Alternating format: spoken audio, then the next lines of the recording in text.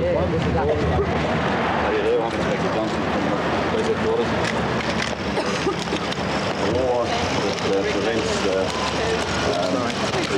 camping or the erection of tents on unleased Commonwealth land. There were no truncheons here, no police dogs and no electric cattle prods. But it was white Australian police against black Australian Aboriginals. The government has brought down its ordnance and the orders are being carried out, I suppose, within 40 or 50 minutes of the thing actually being off the presses. As Gordon Bryant said, the police are only doing their duty. But it's a pretty dirty duty they've been given to do. The ACT ordinance prohibiting camping on unleased ground had been law for but a couple of hours. The ordinance was both the excuse and the reason for the police to move in.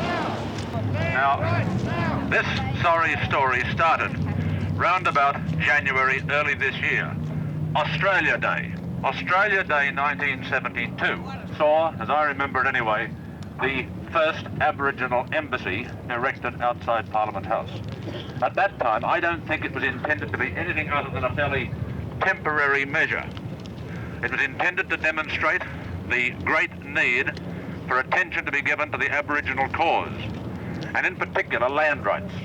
This great driving, emotional, unifying force called the need for Aboriginal land rights. Land rights now!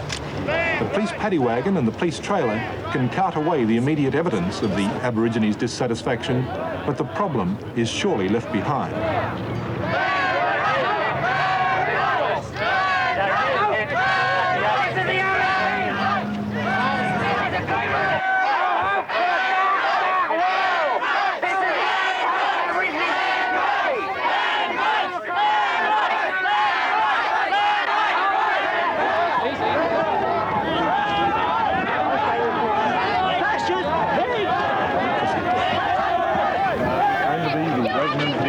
Mr. Gordon Bryant, the labour member for Wills in Victoria. Gentlemen, can you comment on the situation?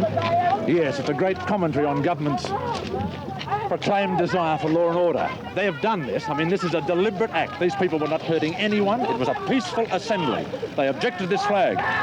And you see the result of it. A deliberate act to create unrest. Now, these people are acting in a predictable way. Government intended this to happen. Mr. Bryant? Well,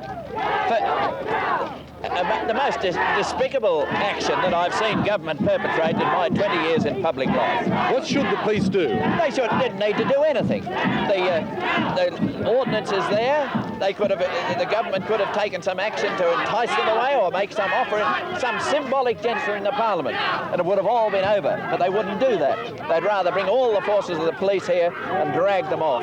Now it's bad for the police, but it's bad for the whole nation. Who's won as a result of today? I suppose Australia's lost, and the Aboriginal people at least will have everybody in Australia know what they're fighting about tonight. A few arrests, a few injuries on both sides, and it was all over in about 15 minutes. The government saw that it had its way. 50 ACT police used this very successful method to clear the Parliament House eyesore. And lest now anyone imagine that the government was touched by this scene this morning, let me report that a federal minister told me after, "You and I couldn't do it, so why should they?